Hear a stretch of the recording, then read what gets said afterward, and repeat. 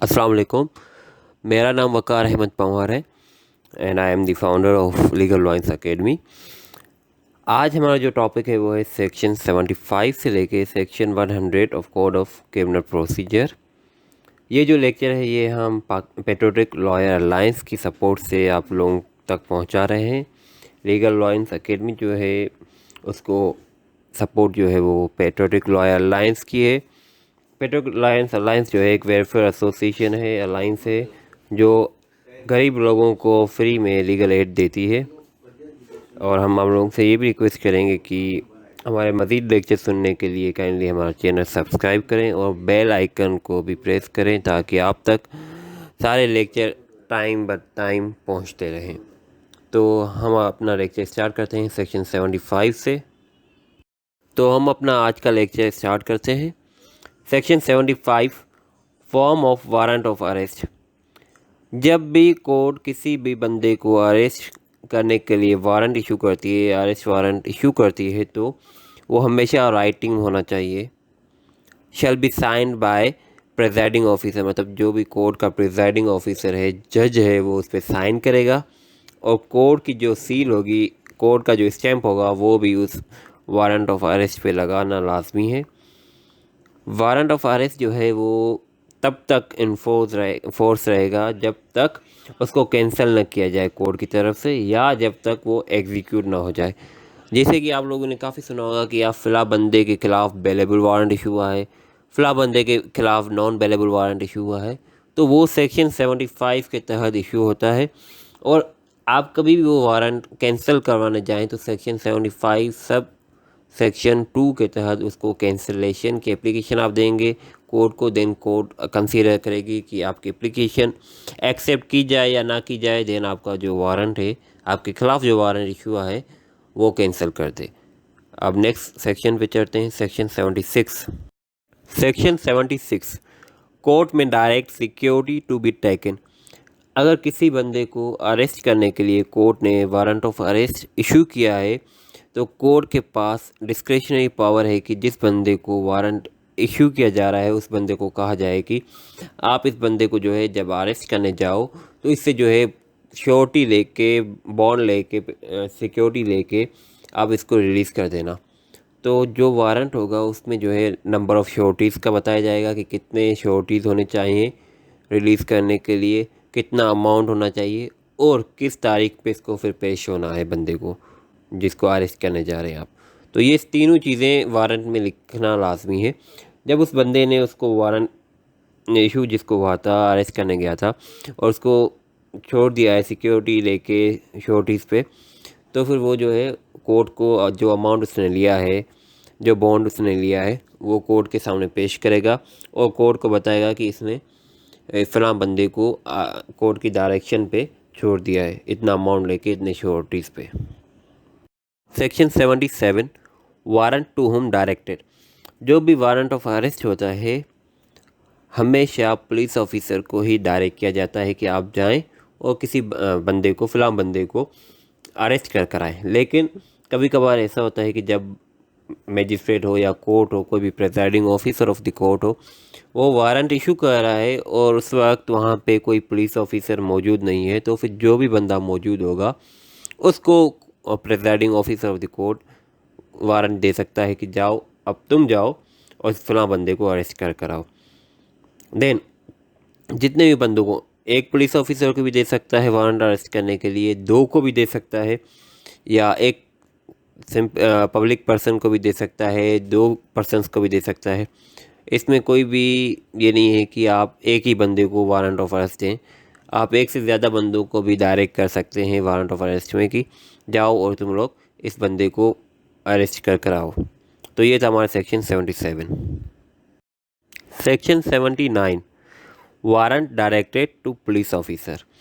अगर किसी police officer को कोर्ट ने वारंट ऑफ अरेस्ट दिया है कि जाओ तुम किसी बंदे को अरेस्ट कर आओ, तो वो पुलिस ऑफिसर जो है वो किसी दूसरे ऑफिसर को भी कह सकता है कि तुम जाओ और फ़लाँ वारंट है, इसके तहत किसी को अरेस्ट कर आओ। और जो पुलिस ऑफिसर किसी दूसरे ऑफिसर को भेज रहा है तो वो अपने उस वारंट में लिखेगा कि मैंने फ़लाँ बंदे को वारंट एग्जीक्यूट करने के लिए भेजा है और वो बंदा वो पुलिस ऑफिसर जो है इस बंदे को अरेस्ट कर आया है। मतलब कि जो वारंट है उस पर दूसरे पुलिस ऑफिसर का वो नाम लिखेगा कि फ़लाँ पुलिस ऑफिसर को मैंने फ़लाँ बंदे के अरेस्ट करने के लिए भेजा है। ये हमारे सेक्शन 79 में बताया गया है। देन हमारे पास जो है section 80 notification of substance of warrant. इसमें यह है कि अगर कोई पुलिस ऑफिसर या कोई प्राइवेट पर्सन कोई वारंट ऑफ अरेस्ट एग्जीक्यूट करने चाहता है, जिस बंदे को वो अरेस्ट करेगा तो उस बंदे को जो है वो बताएगा कि आपके ख़िलाफ़ जो है वारंट ऑफ अरेस्ट इशू हुआ है। और अगर वो बंदा कहता है कि मुझे वारंट ऑफ अरेस्ट दिखाया जाए तो उसको वो दिखाएगा भी कि ये फ़लाँ वारंट है और फ़लाँ कोर्ट ने आपके लिए पेश किया, आपको अरेस्ट करने के लिए कहा है, और उसको वो शो करेगा, दिखाएगा कि ये वारंट है। देन जो है उसको अरेस्ट किया जाएगा। ये सेक्शन 80 में बताया गया है।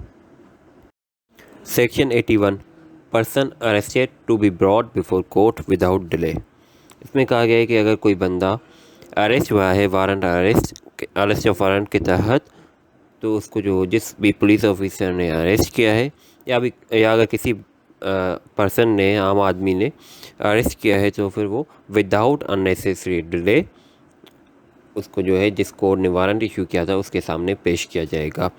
अब देखें सेक्शन 60, 61 और 81 में क्या फ़र्क है। 61 जो है वो FIR पे आप ड्यूरिंग इन्वेस्टिगेशन किसी बंदे को अरेस्ट करते हैं तब लागू होता है, लेकिन 81 जो है वो अरेस्ट वारंट पे लागू होता है। अगर किसी कोर्ट ने वारंट ऑफ अरेस्ट इशू किया है तो फिर उसमें जब भी किसी बंदे को अरेस्ट किया जाएगा तो विदाउट डिले उसको कोर्ट के सामने पेश किया जाएगा, तब सेक्शन 81 अप्लाई होगा। सेक्शन 82 वेयर वारंट में बी एग्जीक्यूटेड। तो सेक्शन 82 में ये बताया गया है कि जो वारंट ऑफ अरेस्ट है वो पाकिस्तान में किसी भी जगह पे एग्जीक्यूट हो सकता है। अब पाकिस्तान की टेरिटरी हमें कहाँ से मालूम पड़ेगी, तो कॉन्स्टिट्यूशन ऑफ पाकिस्तान हमें बताता है कि पाकिस्तान में इस्लामाबाद आता है, चारों प्रॉविंस आते हैं, फेडरल एडमिनिस्ट्रेटिव ट्राइबल एरियाज़ आते हैं।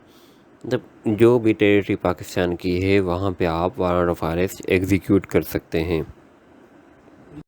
Section 86 procedure bye magistrate before home person arrested is brought. जब भी किसी मैजिस्ट्रेट ने या कोर्ट ने किसी बंदे के ख़िलाफ़ अरेस्ट वारंट इशू किए हैं, तो जब भी उसके सामने वो बंदा अरेस्ट होकर पेश होगा तो सबसे पहले मैजिस्ट्रेट या कोर्ट क्या करेगी, तो वो पुलिस को डायरेक्शन देगी कि इसकी जो हैंडकफ्स हैं वो रिमूव किया जाए और जो है वो उसकी जो कस्टडी रिमूव की जाए और उसको पेश किया जाए। सिर्फ मैजिस्ट्रेट सबसे पहले ये करेगा, बाद में जो एविडेंस वगैरह जो होंगे वो लेगा। Section 87 proclamation for person absconding. इसमें ये कहा गया है कि अगर कोर्ट को कोई बंदा आके सेटिस्फाई करता है या कोर्ट खुद ही सेटिस्फाई होती है कि एक बंदा है जिसके खिलाफ वारंट ऑफ अरेस्ट इशू हुआ है और वो जो है अपने आप को छुपाने की कोशिश कर रहा है ताकि वारंट ऑफ अरेस्ट जो है वो एग्जीक्यूट ना हो सके या वो जो है एब्सकॉन हो जाए, रूपोश हो जाए, तो फिर कोर्ट क्या करेगी, एक रिटन में प्रोक्लेमेशन इशू करेगी और उसको कहेगी कि फ़लाँ टाइम पे फ़लाँ जगह पे पेश होना है, फ़लाँ कोर्ट में पेश होना है। लेकिन वो जो प्रोक्लेमेशन इशू हुई है उससे लेके 30 दिन तक उस टाइम पीरियड दिया जाएगा कि 30 दिन के अंदर आपको कोर्ट में पेश होना है। अगर वो 30 दिन में पेश नहीं होगा तो फिर आगे दूसरी कार्रवाई की जाएगी जो सेक्शन 88 में बताई गई है। तो अब हम चलते हैं सेक्शन 88 पे। Section 87 proclamation for person absconding. इसमें ये कहा गया है कि अगर कोर्ट को कोई बंदा आके सेटिस्फाई करता है या कोर्ट खुद ही सेटिस्फाई होती है कि एक बंदा है जिसके खिलाफ वारंट ऑफ अरेस्ट इशू हुआ है और वो जो है अपने आप को छुपाने की कोशिश कर रहा है ताकि वारंट ऑफ अरेस्ट जो है वो एग्जीक्यूट ना हो सके या वो जो है एब्सकॉन हो जाए, रूपोश हो जाए, तो फिर कोर्ट क्या करेगी, एक रिटन में प्रोक्लेमेशन इशू करेगी और उसको कहेगी कि फ़लाँ टाइम पे फ़लाँ जगह पे पेश होना है, फ़लाँ कोर्ट में पेश होना है। लेकिन वो जो प्रोक्लेमेशन इशू हुई है उससे लेके 30 दिन तक उस टाइम पीरियड दिया जाएगा कि 30 दिन के अंदर आपको कोर्ट में पेश होना है। अगर वो 30 दिन में पेश नहीं होगा तो फिर आगे दूसरी कार्रवाई की जाएगी जो सेक्शन 88 में बताई गई है। तो अब हम चलते हैं सेक्शन 88 पे। आगे जो सेक्शन 88 में कहता है कि अगर कोई प्रॉपर्टी इमूवेबल है तो उसको अटैच कैसे किया जाएगा। तो इमूवेबल प्रॉपर्टी होगी तो उसको अटैच करने के लिए उसकी पोजीशन ली जाएगी, या रिसीवर अपॉइंट किया जाएगा, या राइटिंग में जो है वो लिखा जाएगा कि आप जो है ये इसके जो रेंट है या कोई भी डिलीवरी वगैरह है ये किसी को भी ना करें, या इनमें से कोई भी दो मेथड जो हैं ऊपर बताए गए तीनों में से कोई भी दो मेथड यूज़ किए जाएंगे, दो से कम नहीं किए जाएंगे। अब यहाँ रिसीवर की जो बात की है हमने, तो रिसीवर तो हमारे पास जो है सिविल लॉ में दिया गया है, तो सेम वही जो सिविल लॉ में रिसीवर की ड्यूटीज़ हैं, पावर्स हैं, वो सेम पावर्स यहाँ पे भी अप्लाई होंगे रिसीवर के। अब आते हैं सेक्शन 88 के सब क्लॉज 6A में। तो इसमें कहता है कि अगर कोई बंदा है जो प्रॉपर्टी पे क्लेम कर रहा है कि ये जो प्रॉपर्टी ये एब्सकॉन्डर जो बंदा है उसकी नहीं है, ये प्रॉपर्टी मेरी है, तो वो क्लेम जो है अटैचमेंट के 6 मंथ्स के अंदर किया जाएगा। 6 मंथ के बाद क्लेम एक्सेप्टेबल नहीं है। 6 मंथ के अंदर कोई बंदा क्लेम कर सकता है कि ये प्रॉपर्टी जो है वो ये एब्सकॉन्डर जो है या मफरूज़ बंदा जो है उसकी नहीं है, ये मेरी है। 6 मंथ के बाद कोई भी क्लेम एक्सेप्ट नहीं किया जाएगा। अगर क्लेमेंट जो है जो क्लेम कर रहा है वो मर जाता है, उसकी डेथ हो जाती है, तो उसके जो लीगल रिप्रेजेंटेटिव्स होंगे वो क्लेम को आगे चलाएंगे। अभी सेक्शन 88 आगे भी है, तो अब नेक्स्ट स्लाइड पे चलते हैं। अब सेक्शन 88 का जो सब क्लॉज 6 का डी जो है उसमें कह रहा है कि अगर कोई बंदा है जो क्लेम कर रहा है या ऑब्जेक्शन फाइल कर रहा है कि ये प्रॉपर्टी जो है एब्सकॉन्डर की नहीं है, मेरी है, और उसका जो क्लेम था या ऑब्जेक्शन था वो कोर्ट ने डिसअलो किया है, मतलब एक्सेप्ट नहीं किया, तो वो बंदा जो है उस ऑर्डर के 1 साल के अंदर सिविल सूट फाइल करेगा कि राइट डिक्लेयर किया जाए कि ये प्रॉपर्टी जो है मेरी है और इसका जो ओनर हूँ मैं हूँ, ये प्रोक्लेम्ड ऑफेंडर की नहीं है। 6 जो इसका 6 सब सेक्शन 6E है वो कहता है कि अगर प्रोक्लेम्ड पर्सन जो है, प्रोक्लेम्ड ऑफेंडर जो है, वो कोर्ट के बताए हुए टाइम पे आ जाता है कोर्ट में, तो फिर जो उसकी प्रॉपर्टी अटैच हुई थी वो जो है अटैचमेंट से ख़त्म हो जाएगी, उसकी जो अटैचमेंट होगी वो ख़त्म हो जाएगी और उस प्रॉपर्टी को जो है रिलीज़ कर दिया जाएगा। अब सब क्लोज 7 में कहा जाता है कि जब भी किसी बंदे की प्रॉपर्टी अटैच की गई है और वो टाइम पे नहीं पहुंचा, तो प्रोविंशियल गवर्नमेंट जो है उसको उस प्रॉपर्टी को सेल कर सकती है, लेकिन सेल के लिए जो है 6 महीने के अंदर करेगी, 6 महीने के बाद नहीं करेगी। और अगर जो ऑब्जेक्शन किसी बंदे ने फाइल किए हैं तो ऑब्जेक्शन जब तक डिस्पोज ऑफ ना हो जाए तब तक सेल या ऐसा कुछ भी नहीं होगा, उस पर सेल वगैरह कोई भी या ऐसी कोई भी कार्रवाई नहीं होगी। अगर कोई प्रॉपर्टी है जो स्पीडी नेचर की है, मतलब जल्द ख़राब हो जाएगी, तो उस प्रॉपर्टी को सेल कर सकती है प्रोविंशियल गवर्नमेंट, और उसकी जो पेमेंट होगी, पैसे होंगे रिसीव होंगे, वो जो है अपने पास रख लेगी। देन जब भी कोई बंदा क्लेम कर रहा है, अगर उसकी क्लेम अलो हो जाता है तो उसको पैसे दे देगी, या प्रोक्लेम्ड ऑफेंडर कोर्ट में आ जाता है तो फिर उसको वो पैसे दे दिए जाएंगे कि आपकी प्रॉपर्टी सोल्ड कर दी थी क्योंकि स्पीडी नेचर की थी, इसीलिए। ये हमारे पास सेक्शन 88 मुकम्मल हुआ। अब हमारे पास आता है सेक्शन 90 रिस्टोरेशन ऑफ प्रॉपर्टी। अगर एक बंदा है जिसकी प्रॉपर्टी अटैच कर दी गई है और वो जो है प्रोक्लेम्ड ऑफेंडर था, उस वजह से उसकी प्रॉपर्टी अटैच की गई थी, तो वो कोर्ट में अगर 2 साल के अंदर पेश हो जाता है और कोर्ट को जो है सेटिस्फाई करता है कि वो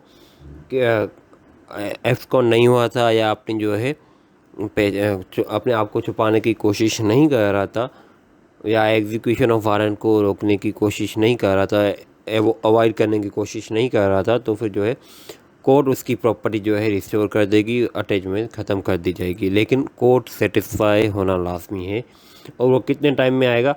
2 साल के अंदर उसको पेश होना है और कोर्ट को सेटिस्फाई करना है कि वो मफरूज़ होने की कोशिश नहीं कर रहा था।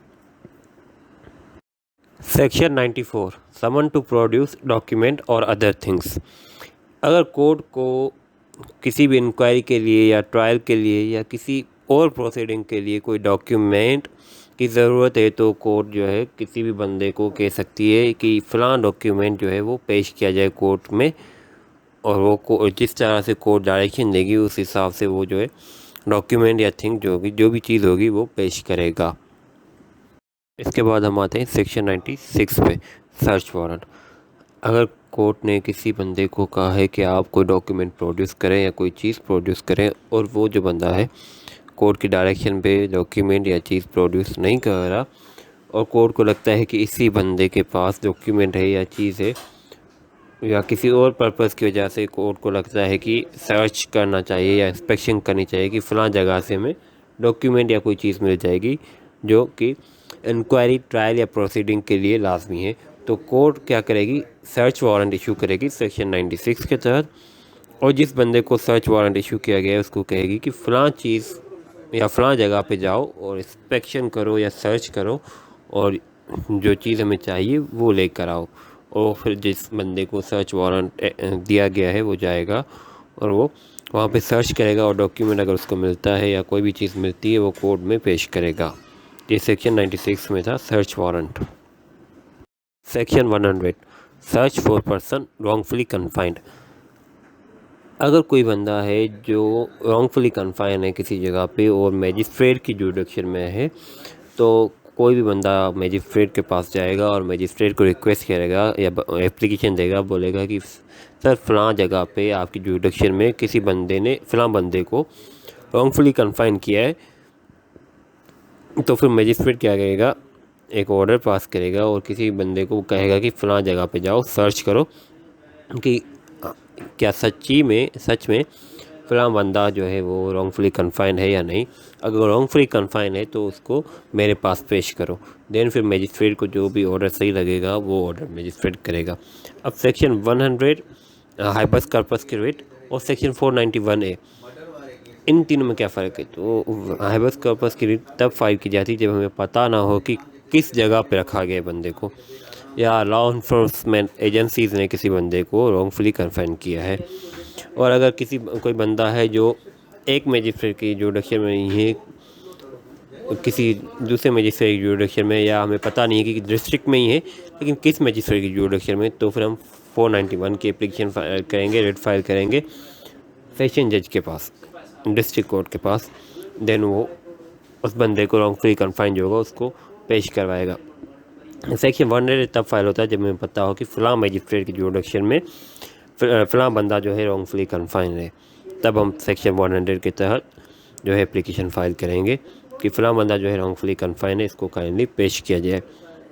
आज का लेक्चर यहाँ पे ख़त्म हुआ, और मेरी आपसे एक रिक्वेस्ट है, काइंडली हमारा चैनल सब्सक्राइब करें, बेल आइकन प्रेस करें ताकि हमारी वीडियोस जब भी हम अपलोड करें आप तक जल्द से जल्द पहुंच जाएं, और हमारे चैनल को आगे भी शेयर करते रहें दोस्तों के साथ, और जो भी जुडिशियल एक्सपीरियंस है उनके साथ स्पेशली, ताकि सब इन वीडियोस से हेल्प हासिल कर सकें।